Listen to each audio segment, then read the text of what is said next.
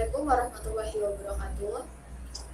Jadi di sini kami dari kelompok 2 akan mempresentasikan mengenai perataan laba dan manajemen laba. Bisa di next. Oke, berikut anggota kelompok kami ada Navita, Faza, Safira, Hani, dan saya sendiri, Eki Julia. Untuk mempersingkat waktu, langsung saja kita masuk ke materi yang pertama. Kepada presenter dipersilahkan. Baik, yang pertama saya akan menjelaskan tentang konsep hipotesis perataan laba. Jadi, hipotesis perataan laba itu menjelaskan bahwa manajemen memiliki kecenderungan untuk menstabilkan laba yang dilaporkan dari waktu ke waktu. Hal ini itu dilakukan agar kinerja perusahaan terlihat lebih konsisten di mata pengguna laporan keuangan.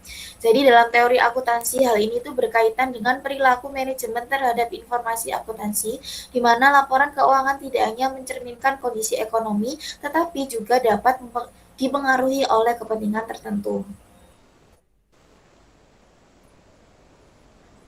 Nah, yang selanjutnya itu ada cara dan motivasi perataan laba. Jadi, perataan laba dilakukan dengan berbagai cara yang masih berada dalam ruang lingkup kebijakan akuntansi, salah satunya melalui pemilihan metode akuntansi yang dapat mempengaruhi besar kecilnya laba yang dilaporkan.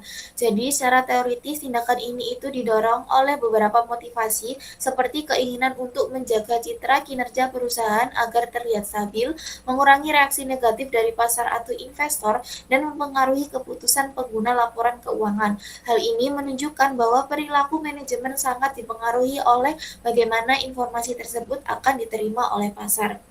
Nah, yang selanjutnya itu implikasi teoritis perataan laba. Nah, dalam teori akuntansi, perataan laba itu berkaitan dengan konsep penggunaan informasi dan perilaku pengguna.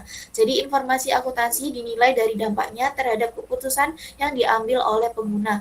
Namun, praktiknya perataan laba itu dapat menimbulkan masalah pada relevansi dan keandalan informasi karena laba yang dilaporkan tidak sepenuhnya mencerminkan kondisi ekonomi yang sebenarnya. Hal ini menunjukkan adanya trade-off antara penyajian informasi yang stabil dan transparansi kondisi perusahaan yang sesungguhnya.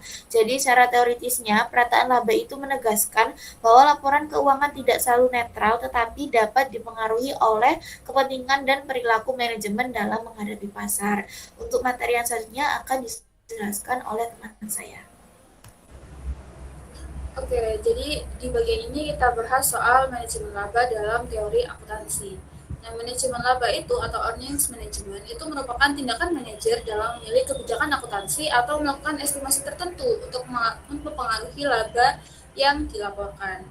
Nah, hal ini tuh dimungkinkan karena adanya fleksibilitas dalam standar akuntansi yang memberikan ruang bagi judgement. Nah, perlu dipahami teman-teman, kalau manajemen laba itu tidak selalu diartikan sebagai kecurangan ya, karena masih berada dalam batas standar akuntansi tentunya. Namun, praktik ini tuh dapat mempengaruhi kualitas informasi yang disajikan dalam laporan keuangan. Nah, dengan demikian, manajemen laba itu punya fokus utama, yaitu pada bagaimana laba itu dapat diatur melalui mekanisme akrual. Seperti itu. Bisa di next.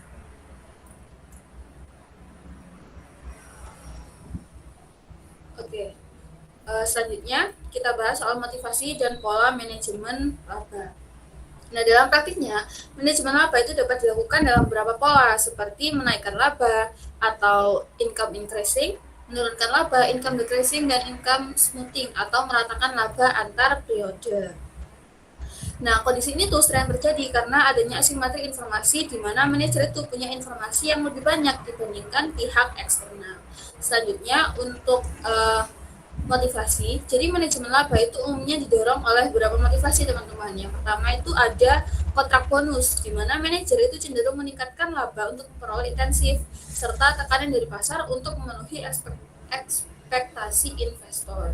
Nah, selain itu terdapat juga motivasi terkait pajak dan political cost. Seperti itu. Bisa di next.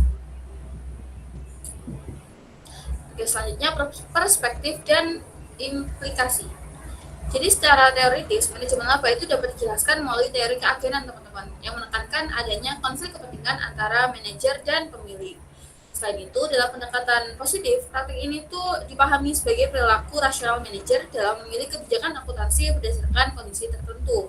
Namun demikian, manajemen laba itu punya implikasi penting, yaitu dapat menurunkan relevansi nilai dan keandalan laporan keuangan. Oleh karena itu, meskipun tidak selalu melanggar aturan, praktik ini tuh tetap perlu diperhatikan karena dia tuh punya dampak pada kualitas informasi bagi pengambilan keputusan suatu perusahaan. Seperti itu. Untuk materi selanjutnya bisa dilanjutkan oleh teman saya. Baik, yang selanjutnya saya akan menjelaskan mengenai pola manajemen laba. Pola manajemen laba adalah strategi yang digunakan manajemen untuk mengatur laba yang dilaporkan, baik menaikkan, menurunkan, maupun meratakan laba. Tujuannya bisa untuk memengaruhi target bonus, perjanjian utang, atau mempengaruhi investor. Secara umum, terdapat 4 pola utama. Yang pertama, income smoothing, yaitu meratakan laba agar terlihat stabil. Yang kedua, income maximization atau meningkatkan laba yang dilaporkan untuk menarik investor atau mencapai target. Yang ketiga ada income minimization, yaitu menurunkan laba, misalnya untuk mengurangi beban pajak. Yang keempat ada taking a bath, yaitu mencatat kerugian besar dalam satu periode agar kinerja periode berikutnya terlihat lebih baik. Nah, teknik yang digunakan biasanya melalui perubahan metode akuntansi, pergeseran pengakuan pendapatan dan biaya, serta pengaturan estimasi akrual. Jadi, secara keseluruhan, manajemen laba bisa digunakan untuk mengelola pelaporan keuangan, tetapi jika berlebihan dapat mengarah pada manipulasi dan menurunkan kualitas laporan keuangan. Baik, yang selanjutnya akan dijelaskan oleh rekan saya. Baik, yang selanjutnya yaitu ada peran auditor dalam manajemen laba. Nah, yang seperti kita tahu, auditor adalah pihak independen yang bertugas untuk memastikan bahwa laporan keuangan itu disajikan secara wajar dan dapat dipercaya. Nah, peran ini tuh penting karena laporan keuangan akan menjadi dasar utama bagi investor dalam pengambilan keputusan. Nah, peran utama dari auditor itu meliputi yang pertama mendeteksi manajemen laba. Nah, hal ini tuh dilakukan dengan mengidentifikasi pola atau angka yang tidak wajar dalam laporan keuangan. Yang kedua yaitu menguji estimasi akuntansi, seperti penyusutan dan cadangan agar tidak dimanipulasi. Yang ketiga yaitu menilai kesesuaian standar, apakah laporan ini tuh sudah sesuai dengan standar akuntansi yang berlaku atau tidak. Yang keempat yaitu mengurangi asimetri informasi, sehingga informasi antara manajemen dan investor itu menjadi lebih transparan. Nah, auditor berperan untuk menjaga keandalan dan kredibilitas dari laporan keuangan itu sendiri. Next slide.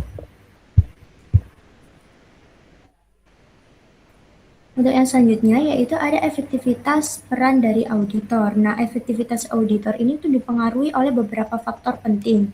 Di antaranya yaitu independensi auditor agar tetap objektif dalam menilai. Yang kedua yaitu ada kualitas auditor, di mana dilihat dari pengalaman dan reputasi auditor itu sendiri. Yang ketiga yaitu ada audit tenur yang bisa berdampak positif atau negatif. Dan yang terakhir yaitu tekanan manajemen yang nantinya tuh bisa mempengaruhi dari keputusan auditor itu sendiri. Nah, implikasi auditor, jadi auditor yang berkualitas itu dapat menekankan praktik dari manajemen laba, sedangkan audit yang baik akan meningkatkan kepercayaan terhadap laporan keuangannya. Nah, pendekatan yang digunakan oleh auditor ini yaitu ada audit berbasis resiko. Hal ini tuh berfokus pada area rawan manipulasi. Selain itu ada pengujian substantif dan analitis yang digunakan untuk memastikan keakuratan data tersebut. Dan yang terakhir yaitu ada skeptisme profesional. Hal ini tuh tidak langsung percaya tanpa verifikasi begitu saja. Untuk next slide akan disampaikan oleh rekan saya. Baik, selanjutnya ada trade-off atau stabilitas versus kejujuran informasi. Nah, di bagian ini kita bahas tentang trade-off antara stabilitas dan kejujuran informasi, di mana trade-off itu artinya ada kondisi di mana perusahaan harus memilih antara dua hal yang sama-sama penting tapi nggak bisa didapatkan secara bersamaan secara maksimal, teman-teman. Nah, dalam konteks ini, perusahaan dihadapkan pada pilihan apakah ingin menampilkan laporan keuangan yang terlihat stabil atau yang benar-benar mencerminkan kondisi ekonomi secara apa adanya. Jika perusahaan lebih memilih stabilitas, biasanya laba akan dibuat tidak terlalu naik turun supaya terlihat konsisten dari tahun ke tahun. Ini penting karena investor biasanya lebih suka perusahaan yang terlihat stabil dan tidak beresiko tinggi. Tapi di sisi lain, jika perusahaan memilih kejujuran informasi, maka laporan keuangan akan disajikan sesuai kondisi sebenarnya tanpa diatur. Nah, disinilah muncul dilema, karena kalau terlalu fokus ke stabilitas, laporan keuangan bisa jadi kurang mencerminkan kondisi nyata. Tapi kalau terlalu jujur, justru bisa membuat perusahaan terlihat tidak stabil di mata investor. Next slide. Nah, kita bahas lebih lanjut untuk stabilitas laba. Stabilitas laba kondisi di mana perusahaan berusaha menampilkan laba yang relatif konsisten dari waktu ke waktu. Biasanya ini dilakukan melalui yang namanya perataan laba, yaitu dengan mengatur pengakuan pendapatan atau beban supaya laba tidak terlalu berfluktuasi. Tujuan utamanya adalah supaya kinerja perusahaan terlihat lebih aman dan stabil. Karena kalau laba terlalu naik turun, investor bisa menganggap perusahaan beresiko. Selain itu, stabilitas laba juga bisa membantu menjaga kepercayaan investor dan membuat perusahaan terlihat lebih profesional dan terkontrol. Tapi di balik itu ada kelemahannya, teman-teman. Karena ketika laba dibuat stabil, bisa jadi angka yang ditampilkan tidak sepenuhnya mencerminkan kondisi ekonomi yang sebenarnya.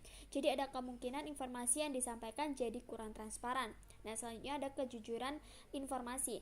Kemudian kejujuran informasi ini tuh berarti laporan keuangan disajikan sesuai dengan kondisi ekonomi perusahaan secara apa adanya tanpa ada penyesuaian untuk tujuan tertentu. Artinya, kalau perusahaan mengalami penurunan laba, ia tetap dilaporkan turun. Kalau naik, ia dilaporkan naik. Jadi tidak ada upaya untuk memperhalus angka. Keunggulan dari pendekatan ini adalah laporan keuangan menjadi lebih transparan dan akurat sehingga pengguna laporan bisa melihat kondisi perusahaan yang sebenarnya. Tapi di sisi lain, kelemahannya adalah laba bisa terlihat sangat fluktuatif. Hal ini bisa membuat investor itu merasa ragu atau menganggap perusahaan kurang stabil, teman-teman. Jadi walaupun lebih jujur, tapi belum tentu selalu memberikan persepsi yang baik di pasar. Seperti itu, teman-teman. Saya kembalikan ke moderator. Baik, terima kasih teman-teman presenter semua. Sekian presentasi dari kelompok kami, teman-teman. Terima kasih atas perhatiannya. Saya tutup. Wassalamualaikum warahmatullahi wabarakatuh.